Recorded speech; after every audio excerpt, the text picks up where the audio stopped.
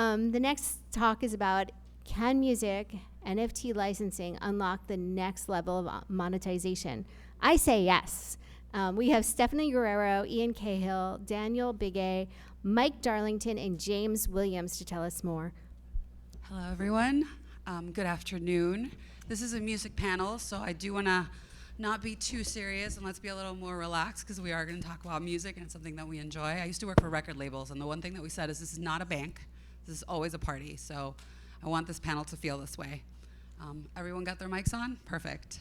So a brief introduction just on the topic of licensing.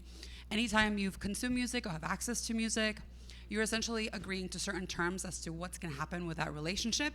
And when you buy a CD, I don't know if you've noticed, back in the day, some of you maybe have never heard of those things. That's how we used to reproduce music. You would just read on the back and it had some terms. But we're going to get into it. So before we get into it, I want to give everyone a chance to introduce themselves. I'm Steph Guerrero. I worked in the record industry for a really long time, and right now I'm working at a company called Guerrero, which allows you to explore new licensing options for your NFTs. And go ahead, Dan. Hello. ¿Me escuchan?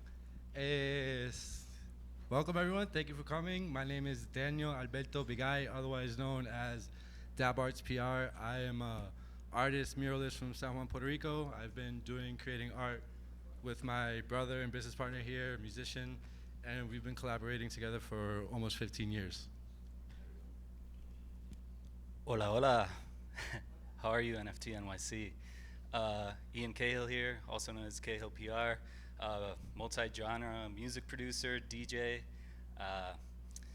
Graduate from Berklee College of Music, master's in music production and technology engineering. I'm here with my business partner, Dab Arts, part of Wabbits World LLC. Welcome. Hi, I'm James Williams. I'm a partner in the LA office of DLA Piper. We're a global law firm, nearly 5,000 lawyers in over 40 countries. I co-chair the firm's global blockchain, digital asset, and metaverse practice. And I pretty routinely work in the music space in concert with our music lawyers, representing artists, labels, and marketplaces in connection with NFT transactions. We're going to be sharing a mic today, going a bit back and forth, but it should work. My name is Mike Darlington. I'm the co-founder at the record label called Monster Cat. I've been doing that for about 12 years now. And in the Web3 space, I'm working on a project called Relics. And we're essentially trying to be the layer between the music industry and the metaverse, and allowing fans to collect music NFTs, but then bring those songs that you own into these metaverse experiences. And I'm going to pass it back to you. Awesome. Well, those were great introductions. Because this is licensing and it does have to do a lot of legal things, we're probably going to rely on James a little bit more. So can you just go into what are some of the key licensing concepts in connection to music NFTs? Well, okay, so just to backtrack and kind of level set in terms of what a typical transaction looks like when we're talking about monetizing in the music industry relative to NFTs, the common elements are you have a rights holder who's looking to pass some benefit, sell some benefit to a consumer, to a holder. The rights holder is usually an artist looking to disintermediate a label. It's a label looking to remain relevant and to re-inject itself back into the whole Web3 conversation. Could be an investor, it could be a publisher or platform. And in terms of the benefits being conveyed, and this is where the licensing comes in, they generally come in two flavors, one of two flavors, economic or non-economic. Economics, we're talking about royalties that usually stem from a license of one of the two copyrights, the master rights and or the publishing or composition rights. And those are pretty straightforward economic transactions. They're very dangerous economic transactions in the US. They come with a lot of risk outside of licensing, and it's related to securities. And then the non-economic transactions or benefits that can be licensed kind of run the gamut are only limited by your imagination. They could be merchandise rights, they could be the right to use a band's likeness, it could be VIP rights, access rights, and those kinds of things. Awesome. Let's start with Mike. From a label perspective, how do you think NFT licensing can unlock another level of monetization for musicians that have IP rights and are looking for monetization routes? Yeah, the way we've been looking at it, a lot of the projects we've been doing is placing music within new forms of media, new forms of visual content. We've been treating them more like syncs, but really, music is this beautiful layer that can be integrated into anything, into gaming, into metaverse wearables, headphones, jukeboxes, whatever. So really, I guess what we're doing is just trying to find new ways to monetize artists' copyrights in an emerging ecosystem, and hoping that we can use some of the new technology that is becoming available by NFTs that was never something we might have been able to access in the Web2 ecosystem. So are you then like individualizing like these different types of licensing? And if you can define what a sync is, just in case people in the audience don't know what it is. Yeah, a sync is when you basically put a audio file to something visual, and then really it's finding new ways that you can partner up your musicians with people creating in the Web3 ecosystem. As I said, they could be creating games, they could be making art, they can be making videos. Really, we're finding these new integrations where creators are coming forward wanting to bring musicians into their works, and it can be done on a traditional level, like with an email contract, but it can also be done using Web3 contracts. You could have songs that can be burned and merged onto a piece of visual content. You can have NFTs that have the performance rights to the metaverse. These are things that we didn't used to think about in this manner, and the Web3 ecosystem's unlocked just kind of a new perspective, I guess, on how you can monetize those rights. Perfect. That sounds great. Daniel, what about you? You're a visual artist, so do you see a future where you're utilizing NFT licensing either to partner with musicians or even to license your own IP? Yes, definitely do. So again, I'm not a lawyer, I'm an artist, so I went to a lawyer to get an IP, non-exclusive IP license agreement to our artwork, to our NFT collection, but what I specify in is developing that IP. And what I do, I believe well, is monetizing that IP through our community, creating coloring books, giving life to the NFTs that are two-dimensional, that are stagnant, they don't move, they have nothing. So without the community, without the story and the lore that is attached to it, there's really not much I can do. And in order for me to do that, I should own the rights. We have the copyrights. We sync with my business partner. We do a lot of audio and visual stuff. We do a lot of curated shows. Like for over 10 years, we've been promoting and selling our own artwork all throughout Puerto Rico. Recently, we've been doing shows in LA. We're here in New York City. We've been to Miami. So that's how we monetize our artwork together as collaborators and individual artists. I'm a artist, a muralist, and a designer, and he's a musician. So that's how we monetize, through our shows, through our community, sneak peeks to the whatever collaboration he's doing with whatever artist he's working in at the moment. I also give discounts on merch. I also give commission artists, commission artwork to whoever's involved in my community. I open up a specific booking to them directly, so they have that opportunity to communicate with me. And that's how we have taken advantage of IP and really developing it and monetizing it, right? And making the most out of a collection that's already made and it's on the blockchain, but it still has a long way to go. So that's how we approach it. Ian, what about you from the producer standpoint? Like, how do you see NFT licensing as unlocking new levels of monetization?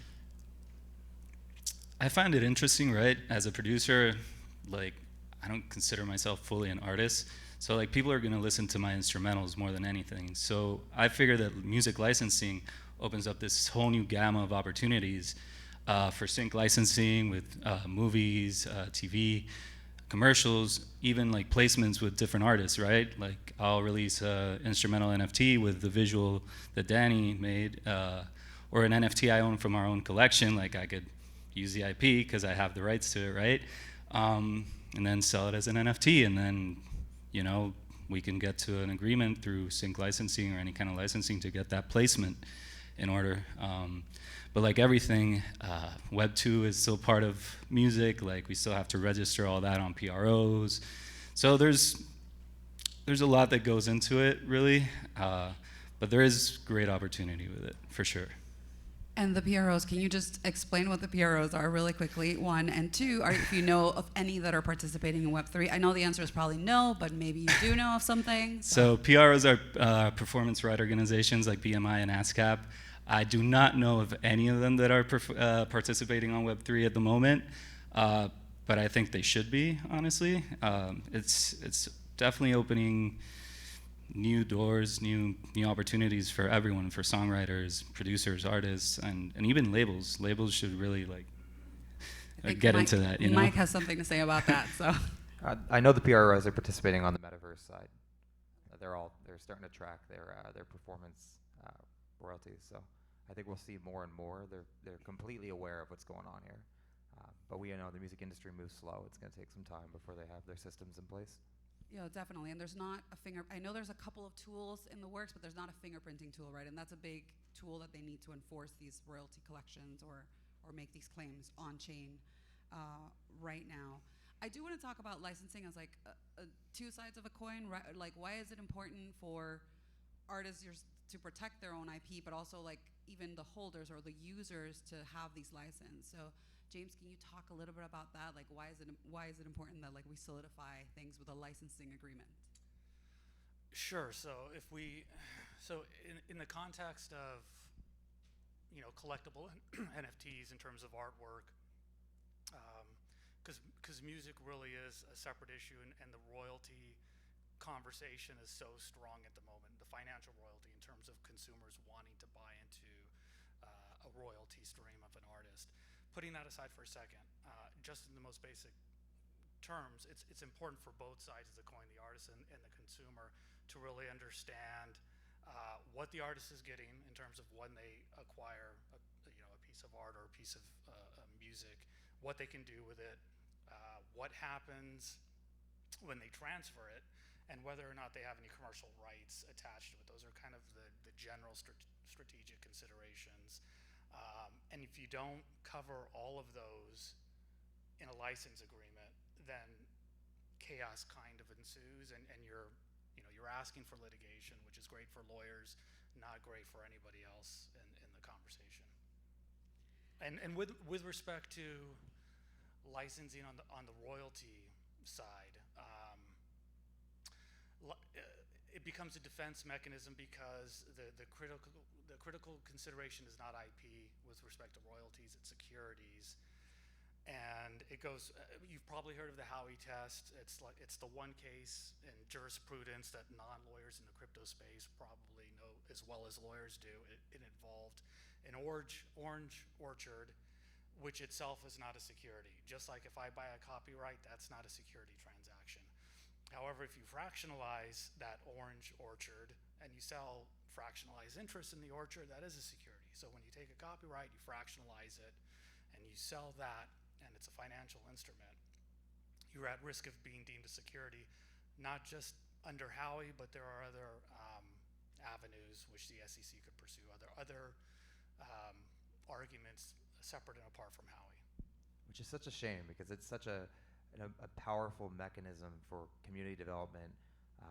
I would love if we could exit part of our catalog to our community. I think that would be the coolest way to incentivize their involvement, their passion, their love in the support they've given to the label over the years. So I'm hoping that in years to come there will be some solution here. Maybe you know more than I do. Yeah, and I can't drop any names, unfortunately, because I don't want to breach confidences, but some of the largest labels in the world, and you know them, have that same concern, believe it or not, and they actually want to bring consumers into the mix. And we've had conversations with labels wanting to kind of crowdsource in tandem with fans. Labels put in some money, fans put in some money, and there's joint ownership.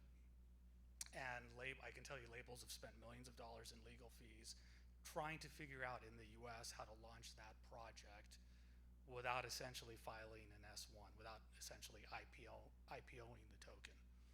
It's difficult. I do want to say I know of two projects that are working right now, and they have filed some of the SEC paperwork that are working on this. One is Label Coin, and another one is called Jukebox. So if anyone is interested, look them up. None of them, I think, have launched. They're thinking of doing beta sometime later this year. So again, just keep an eye on them. It's definitely something to test out. And there are ways for you to buy into royalties and other platforms that are launching, but they have not secured that, so just be aware. That's a reason why a lot of people ask me, like, why did the Rihanna NFT get removed from OpenSea? It's because of that. There's like that security, which, by the way, not a Rihanna NFT, just happens to be her song. Just want to make sure we're clear about that. She was not aware that this was happening. And I just wanted to fill in one thing, which is I think a lot of musicians are minting onto chains, or there's these no-code or low-code solutions where they're just uploading their music, they're minting, and then there's no licensing terms attached, and it is very, very important that you do so. The company I work for, we developed this thing called Robots.txt, which lets you do that. And you can see me if you want to figure out how to do it. It's free. It's open source for anyone who wants to add licensing terms, and I think it's important that you do visit that. One last thing I wanted to say, is there anything that you think artists, investors, developers should keep in mind, James, when it comes to licensing or minting NFTs, other than what I just mentioned, that please include licensing terms, which is important? Other things in licensing terms. So, I mean, really, I guess in this industry, the big conversation is around commercial rights, and we haven't touched upon that too much. And the artists that we've represented have really kind of been of the ethos and the mindset in breaking away from labels and having this kind of spirit of independence and wanting to really grant commercial rights to their community, which is a great thing. And it's the concept of, being able to have quasi-publishing rights and have a whole, a fan do their own things with parts of the copyright, or take album cover art and make hoodies out of it, or use the likeness of the band.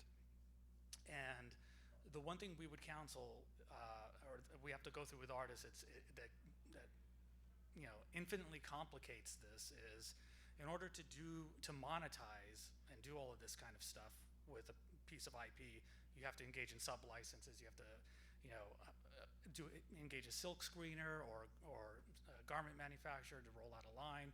So there are a bunch of sub-licenses that come into play, and then when a token holder sells their token to somebody else, you have all these sub-licenses from the prior token holder that are outstanding, and the question comes into play, do you have a termination of those? And if you don't, then you have a new token holder taking hold of what they think is this valuable IP that's already been exploited in different ways that they may not know about. So just one heads up that is an issue that we come across with artists. Okay, I want to go back to this side. I'm just going to let you all tell me a little bit of what do you see as the future of, NFT licensing, or what is like a dream that you have, if you could, in just a few words? I would love to create the Javits world with licensing, I guess, in few words. That would be it. To develop the IP, to license with the community, and to have the community build out the artwork would be my dream, honestly. Perfect. Ian. Right there with you, man. A Javits world, with their jingles and stuff, there's 1,000 Javits, 1,050 actually. Yeah. So that's a lot of music to make. But that's definitely right there in our plan, our business plan, and our goals intertwined between art and music. So yeah, same thing. Yeah, so mine's easy, and it dovetails into what Mike said in terms of it being a shame that certain exploitation can happen. My dream is that we get our act together in the U.S. from a regulatory perspective, bring some clarity to the picture, and everyone is on a level playing field, and we know what we can and what we cannot do, and we stop losing business and talent to offshoring. I think I'd like to see the royalty mechanism and the deal mechanism move to being on-chain. I shouldn't have to invoice companies anymore. We should have splits on sales, and it should be done automatically. If something sells on OpenSea or wherever, I should be able to see that royalty come in immediately. Instead of going to somebody's wallet, I got to hit them up being like, yo, here's the invoice. That just doesn't seem like we're taking advantage of the technology. And until we get to that point, it still feels very Web 2. Yeah, I completely agree. I know there's a few artists that collaborate with artists internationally, and what helps them a ton is that they're able to like have that instant split. I am going to open it up to questions. If anybody has any questions out there, we have about 5 minutes left. Oh, we have one person. Just about how you intend to attribute royalties or like rewards to your members, right? Is that through airdrops and like metaverse experience access? How do you aim to provide like that royalty, that access through the membership of the token? To me? Yeah. So Wabbit's World directly is token holders. What we do is we have, so myself and Ian have been creating artwork together for over 15 years. We do a whole bunch of events all over the world, like I say. We do this mostly in Puerto Rico, and that's our main utility. We're not talking about metaverse right now or any of those things. What we use our tokens is to give discounts on our merch, to give access to our events, to give airdrops of musics, of collaborations that Ian, for instance, is collaborating with another Puerto Rican artist, Super Mario right now, which is really dope. It's like a really hot song. And Dielo, which is performed in our event, which is another Puerto Rican artist, super amazing person. So that is our utility. That token will get you into all these different events in a world that is kind of exclusive. Street art is kind of exclusive. On music, house, all these different things. It's a niche, right? And a lot of people would like to get into this world. They like access to the artist. They like to develop their IP. They like custom PFPs. They like artwork that is unique to them, and we can also license out their artwork and do a whole bunch of different things for other people. So going back to the future, what I would like to see is more artists take control of their art, and then to sell, promote, and be their own distributing house, I guess, is what I would say. Because I wouldn't change what I do for anything in the world. Like, I love working with my homie, I love creating art, and I love doing it under my own terms. Like, it is what I love to do, and if I can make money off of that and travel the world doing that and then help other artists doing that, that's what I would like to do. Awesome. Okay, we have time for a quick question. I'm interested in listening if you have any insight on, do you think most traditional musical artists are going to stick with the traditional record label formula, or are we going to see traditional musical artists start, engaging in these new platforms? I think I've seen a couple examples, but I myself don't see that clear picture. If we will see those traditional artists start merging into this space, or will it just be a whole new generation moving on to it? Well, I'll let Ian take over this question, but I wanted to add really quick. Some of the artists that we collaborate with are already tied to Web2, so they may be tied to a label already. So we are trying to merge both worlds. Some of them are difficult, like they may be already tied down. But we're trying to get artists to promote themselves and to create their own artwork and to do shows and to get out in real life and then tie that with the community and the NFTs and all that goes with it. So that's really what I think the thing that's going to hold everything back is the fact that artists do have these contracts, and so the artists that are independent right now, self-published, they're at an advantage because they're able to experiment a little bit more. James, I don't know if you have any more feedback to that, but I think that's what's happening at the moment. Yeah, and artists are already exploring that. They're already looking to do that. And on the flip side, the fact that labels are concerned about it and looking to hedge and get defensive should tell you that it's going to happen. Okay. Mike, you can start. I'm going to give you a couple seconds to just shill yourself, tell us where we can find you and connect with you, and we'll go down the line. I'm not a big fan of shilling. Just follow my Twitter at Darlington. All the stuff I'm working on, I talk about, so I'll leave it at that. Awesome. Yeah, same, and I don't even have a Twitter, so LinkedIn or the DLA website, or just track me down. I'm here all week. Instagram, Ian Cahill Music. Twitter, Ian Cahill Music. You can check out my music on Spotify as well. And check out wabbitsworld.com. It's our project, our company. You can mint right there. And you have bios, info, and all our socials linked as well. Yeah, I'll just say the same. Wabbitsworld.com is the easiest way to find us. WABBITZ.com. And that's all our information. My individual artist name is DabArtsPR, as Bad Wabbits, backwards, BAD, and that's where that came from. So if you want to find different artwork that has nothing to do with Wabbits, then that's where you would go look. And I am at Steph_Guerrero on Twitter. I cannot believe there's a Web3 person not on Twitter on stage right now. Yeah, or you can find me on LinkedIn, Stephanie Guerrero. I'll be Thank you DJing so much, everyone. at TBA Brooklyn Oh. on Sunday, 10 p.m. to 4 a.m. Sorry about that. Definitely Sorry. check that out. We have an event for all the Latin community. The 15th is another. We said it earlier. We collaborate with a lot of artists internationally. So we have artists from Colombia that are here, and being Spanish is what we do. So if you want to come, the 15th, Treadwell Park at 2 p.m. Great. Thank you so much, everyone.